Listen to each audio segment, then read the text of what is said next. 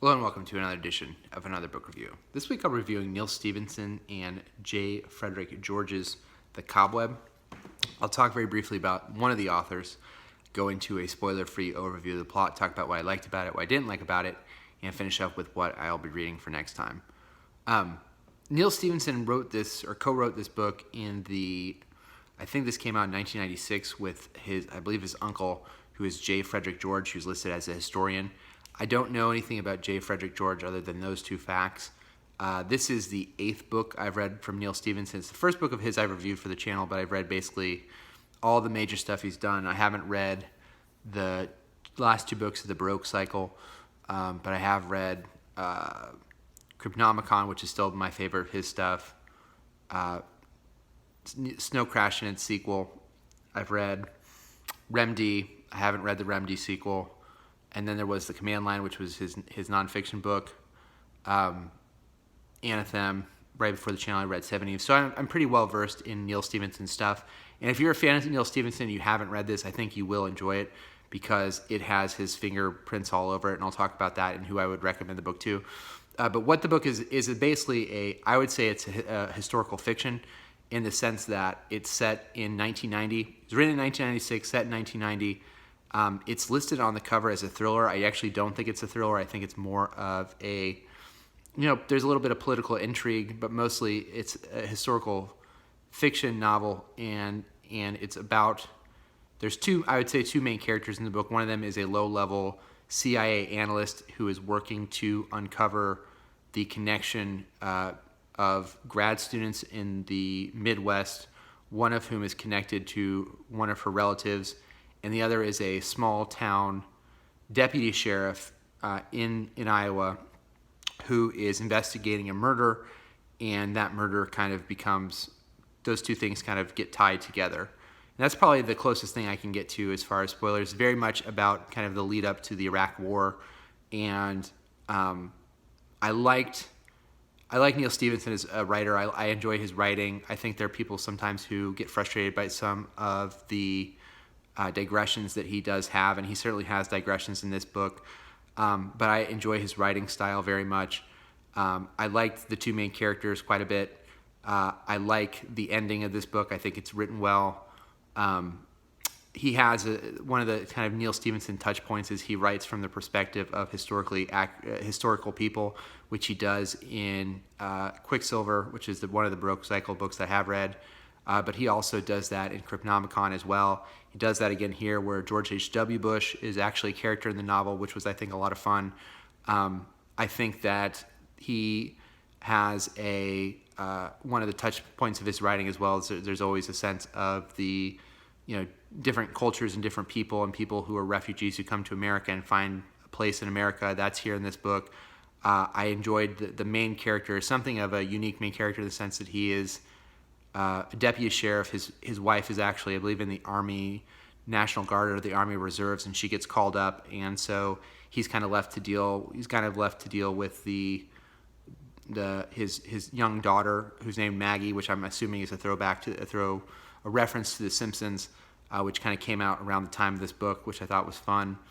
So overall, it was fun. I thought it was, if I was to be frustrated by it in any way, I don't think it's one of his major works. I think you could, if you like Neal Stephenson, I think you'll like this. But the book is advertised as a thriller, and I think the pacing is off for it to be a thriller.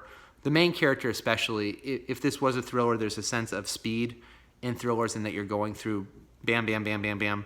And there's really way, way too much of this character's backstory for it to be a thriller.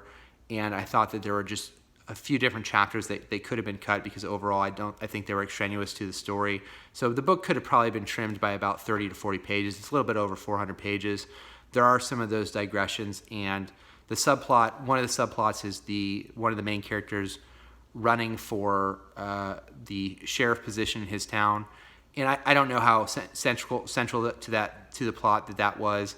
And there's some plot points that do have problems. I'm sure that people who are more mindful of the plot would have more issues with the plot. But there's some instances where some characters know things, it's not quite clear why they know things, or there's something that happens and the emotional reaction from one character knowing something isn't as strong as I would think it would be.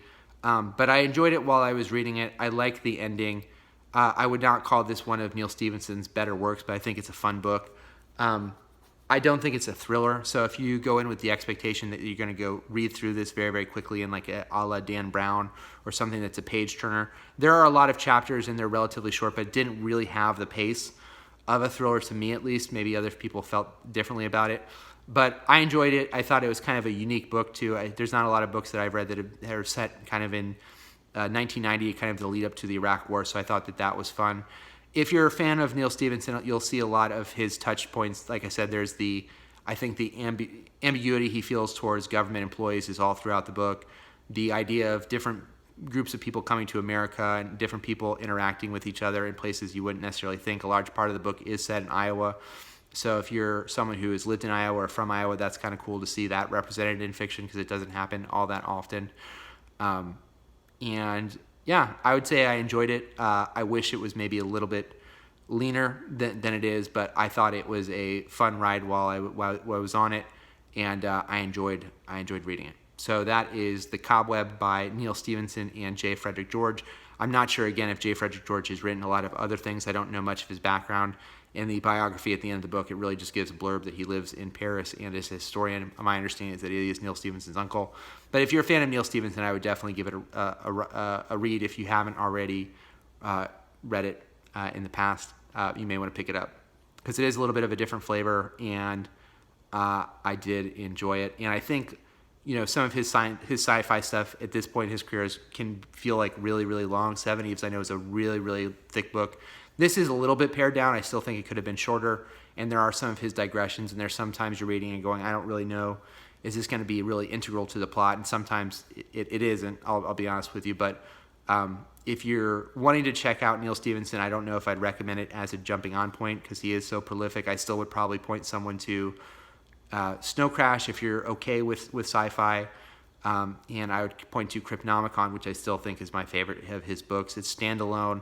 To me, it's like the best of Neal Stephenson, of just this really smart guy who's interested in how kind of the world works and kind of the secret history of the world in some ways, of kind of these different ways of looking at the world and how culture is important to the way that people live their lives. And so, yeah, I wouldn't go here first. If you haven't read any Neal Stephenson, I would still probably recommend picking up either Snow Crash or Cryptonomicon. If you're someone who is more on the hard sci-fi side, I would look to Anathem. Those are probably the ones that I would look to. Some people like Diamond Age a little bit more than Snow Crash, and that is it's like half of a standalone book, but I would still say Snow Crash is probably where I would point to if you're interested, though that book is kind of dated, and there are people who don't like it. And there's some things in this book, some of the dialogue's maybe not the sharpest, and some of the sentence-to-sentence stuff is not the best. So if you're someone who's really looking to really ultra literary stuff, Neal Stephenson's not your guy. Some of this stuff is a little bit like chopping wood as far as the description of stuff, and there's some times where he is maybe overly careful of setting the scene, of describing kind of what a character is doing in his day-to-day life, and maybe he could have compressed some of that. But if you're a fan of Neal Stephenson, and I don't even think you need to be a Neal Stephenson completist, but I definitely think you have to kind of be used to his writing style, because I could see how some people would bounce off it. But if you are a fan of Neal Stephenson and you're looking for more of his stuff, I think this was a pretty enjoyable book. He and J. Frederick George wrote another book called The Interface, which I know Cory Doctorow has spoken really highly of, that I haven't gotten a chance to read yet. But The Cobweb was good too. So I would recommend, if you haven't gotten a chance to check it out, Next time I'm staying, I'm going to be reading Titanium Noir by Nick Harkaway. Looking forward to that. If you like the video, please subscribe to the channel if you haven't already, and I'll go ahead and leave my Twitter handle below. Check me out there. Until next time, bye.